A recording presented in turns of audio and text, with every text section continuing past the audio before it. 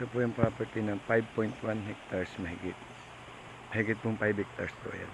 Kita nyo ang ganda, malinis. May bahay, may kuryente. Ayan. Yan lang po ang bundok niya. Ayan. Tapos meron pong buhay na sapa. May buhay po na bukal. Ayan. Running water enter. Ayan po. Ayan, running water po yan. Ang ganda po yan. Ayan. Ayan, may mga pananim po yan. Ang ganda.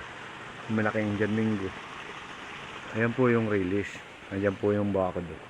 Ayan po ang boundary. Ayan bakod na yan. So ganun. 5.1 po ito. Kaya po dyan kapantayan po yung property. Ang ganda po ng pwesto. Pwede po kayo maglagay ng, pwede nga kayo magawa dito ng pispan, pansarili laang. May malaking tubig po dito. Mayroon tubig po dito na bukal. May tubig po. Ayan. Kaya kukuha ng inumin. Ayan po yung mga pananim nila. Ayan, may mga mahogany. Tapos yan may mga nyug. Ayan, takaran. Ganda po. Malinis po yung property. Ayan. Ayan, may malaking Indian Mingo na ang edad daw po nito ay mangga. Ang edad daw po niya nasa 40 years old. Yung mangga na yan. Ang laki po. Ayan. Ang laki ng katawan ng mangga. Ayan. Hindi po kayo magawa dito ng pispan-pispan, pansarili lang ngayon. May running water po yan. Ayan.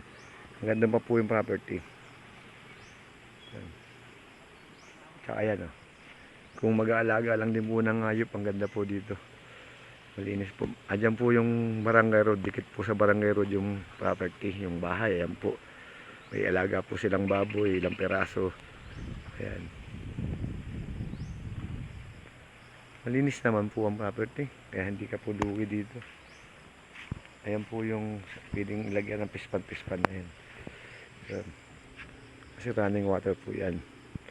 Ayan po yung tubig. Ayan. Saka dyan sa taas. Ang ganda. Ayan, may mga kawayan. Mga Indian Mingo. Ayan, may mga daranghita to ata. Daranghita nga yan na malalaki na. Ayan, may mga kakao, may yabano, mangga. Dahil po nilang pananim sa loob. Ang ganda po ng pesto. Kaya dalawang purpose po ang pwede mong sakyan dito. Release, saka po sakay po sa skits. Tapos o kaya po ay motor, o kaya jeep, kotse. Lahat po ng sakyan pwedeng pasok po sa property. Kadikit po ng property yung sasakyan. Kaya may mga mahogany. Yan pong kuryente. Malinis po. Napakaliwalas po ng lugar. Kaya hindi ka po malulugi dito. Title po ito ha. Ayan o.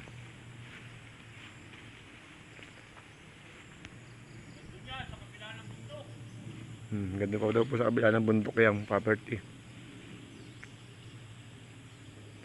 Ayan po. May mga tanim po silang sitaw. Ayan. Kagandahan po nito. Pwede ka maglagay dito ng mga gulay. Ayaw ka ng mga gulay dito. May bahay ka pa. May kuryente, may deep well. Ayan po yung deep well.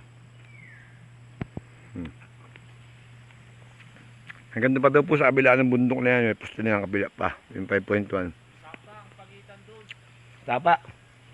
May sapa daw po dun. Yung pagitan ng property. Malaking sapa yun?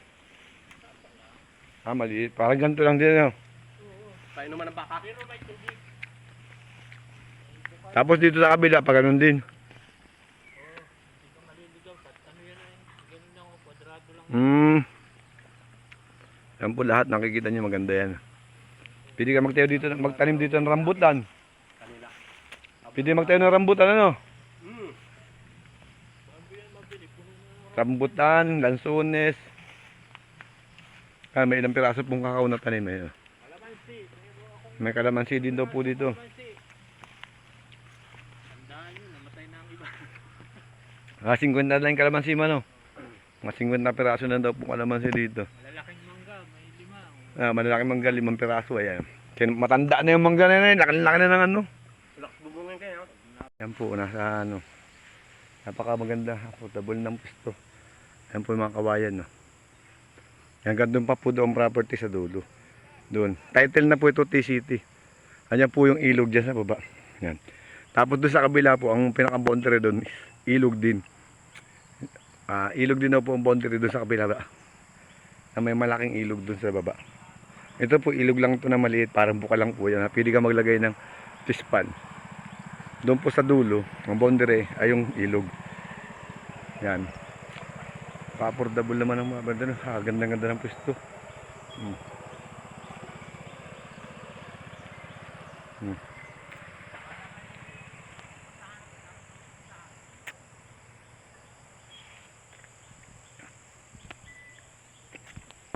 Dito po tayo sa ibabaw. Overlooking po yan. Yan po yung property. Yan po yung bahay nila. Yan po yung kalsada sa baba nito. Dikit po yan. Yan po yung kalsada, oh. Dikit po yan. Ayan. Dahil pong mahuga na yan, oh. Sa overlooking po ito. Ayan. Mahuga na yan sa baba pa po yan. Ayan. Hindi po kasama yung kalabaw, ah. Ayan, alay mahogany, oh. Ayan, mga mahogany. Tsaka malinis po ang property, ganda po tingnan. Kung pag-aalaga lang po ng baka. Dito po, ang bagay, ganda po dito. Ayan, may mga guyaban, no. May mga tanim po ng papaya, ayan, oh. Mga papaya. Ito po kalaman, ito. Yung suha, ayan. Dalandan, yung malalaki. Ayan. Mga papaya po. Maganda po ng pwesto. Malinis na po yung property. Hindi ka na po maglilinis. May bakod na rin po.